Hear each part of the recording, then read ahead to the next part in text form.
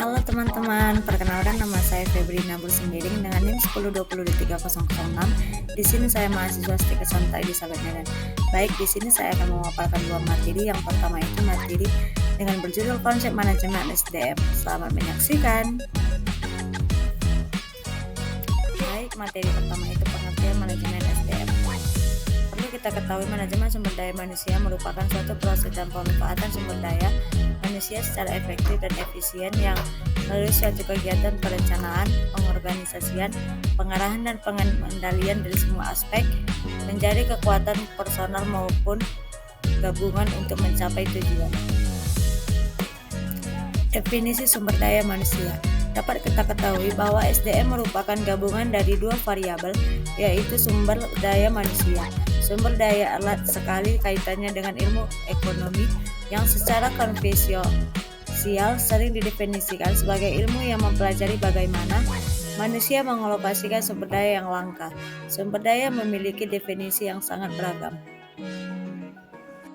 Setidaknya pengertian sumber daya yang dijelaskan dalam Ensiklopedia Webster mencangkup 3 aspek, yakni yang pertama itu kemampuan untuk memenuhi atau menangani sesuatu, yang kedua sumber persediaan penunjang atau bantuan, yang ketiga sarana yang dihasilkan oleh kemampuan atau pemikiran manusia.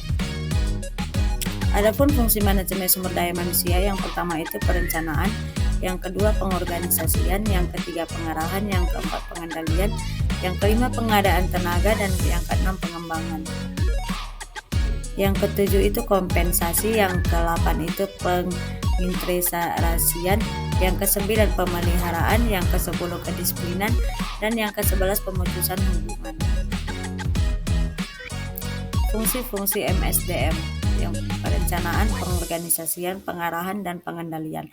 Fungsi MSDM meliputi perencanaan tenaga kerja yang efektif, pengorganisasian struktur dan hubungan kerja, pengarahan untuk memotivasi dan memimpin, dan pengendalian agar kinerja sesuai standar. Adapun tujuan umum adanya MSDM adalah untuk memastikan bahwa organisasi mampu mencapai keberhasilan melalui kinerja manusia.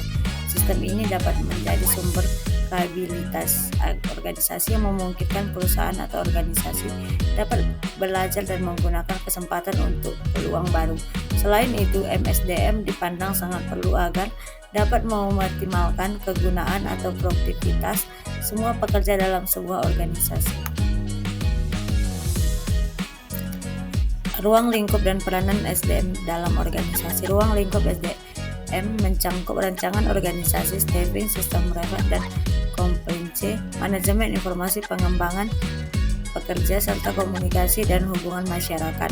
Peranan SDM telah berkembang dari administratif ke strategis, berfokus pada fungsi, kualitas, dan pengurangan biaya untuk keunggulan kompetitif organisasi. Baik, di sini saya akan memaparkan kasus yang pertama itu sebuah perusahaan XYZ sedang menghadapi isu ketidakpuasan karyawan karena merasa kurang didengar oleh manajemen. Untuk mengatasinya, manajemen SDM mengadakan forum diskusi rutin, membuka kanal aspirasi online, dan memperbaiki hubungan internal antara departemen. Berdasarkan kasus tersebut, ruang lingkup MSDM kegiatan termasuk dalam. Di sini bisa kita lihat teman-teman, jawabannya ialah C, komunikasi dan hubungan masyarakat. Baik, soal kedua itu Jessica merupakan seorang karyawan di pemerintahan Kabupaten XY, yang dimana Jessica telah bekerja selama 27 tahun, memutuskan untuk pensiun. Perusahaan memberikan penghargaan untuk pensiun dan acara perpisahan sebagai bentuk apresiasi. Berdasarkan kasus tersebut, kejadian ini termasuk dalam fungsi manajemen sumber daya manusia yang disebut. Baik, di sini kita lihat jawabannya adalah ialah B, pemutusan hubungan tenaga kerja. Baik, kita masuk soal yang ketiga. Sylvia merupakan seorang manajer produksi rutin, memantau hasil kerja timnya untuk memastikan bahwa seluruh prosedur keselamatan dipatuhi. Ia juga memastikan karyawan mengikuti jadwal produksi yang telah direncanakan dan mengambil tindakan korektif jika ada penyimpangan. Berdasarkan kasus tersebut, fungsi manajemen sumber daya manusia yang dilakukan manajer tersebut ialah Baik, di sini kita lihat jawabannya teman-teman, ialah A. Pengendalian. Baik, kita masuk materi yang kedua, yaitu fungsi manajemen sumber daya manusia. Baik, pengertian manajemen sumber daya manusia, sekumpulan individu dalam suatu organisasi yang memainkan peran penting dalam mencapai tujuan perusahaan. SDM mencangkup seluruh karyawan dari level staff hingga eksekutif, yang masing-masing membawa keterampilan, pengetahuan, dan keunikan dan yang berkontribusi terhadap kesuksesan organisasi. Adapun fungsi-fungsi manajemen sumber daya manusia, yang pertama itu 1. Perencanaan, 2. Pengorganisasian, 3. Pengendalian, 4. Pengarahan. Adapun faktor-faktor yang mempengaruhi perencanaan SDM adalah yang pertama itu faktor internal, yang kedua itu faktor eksternal. Perlu kita ketahui faktor internal tersebut terdapat berbagai kendala yang terdapat di dalam organisasi seperti rencana strategis, peluasan usaha dan kegiatan baru, perencanaan organisasi, anggaran, estimasi produksi dan penjualan, dan tugas pekerjaan lainnya. Selain itu, faktor internal juga dapat dikelompokkan berdasarkan sistemnya, seperti sistem informasi manajemen, sistem manajemen dan keuangan, sistem pemerasan dan pasar, dan sistem manajemen operasional. Faktor eksternal tersebut merupakan berbagai faktor yang tumbuh dan berkembang berada di kemampuan perusahaan untuk melakukan kontrol, seperti situasi ekonomi, sosial budaya, politik, peraturan undang-undang, teknologi, dan pesaing.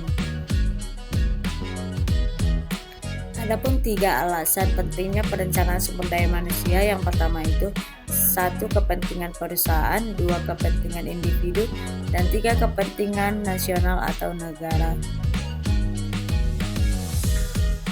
Pengorganisasian, kegiatan untuk mengorganisasi semua karyawan dengan menetapkan pembagian kerja, hubungan kerja, delegasi wewenang, dan integrasi dan koordinasi dalam bagian organisasi, karena organisasi hanya merupakan alat untuk mencapai tujuan.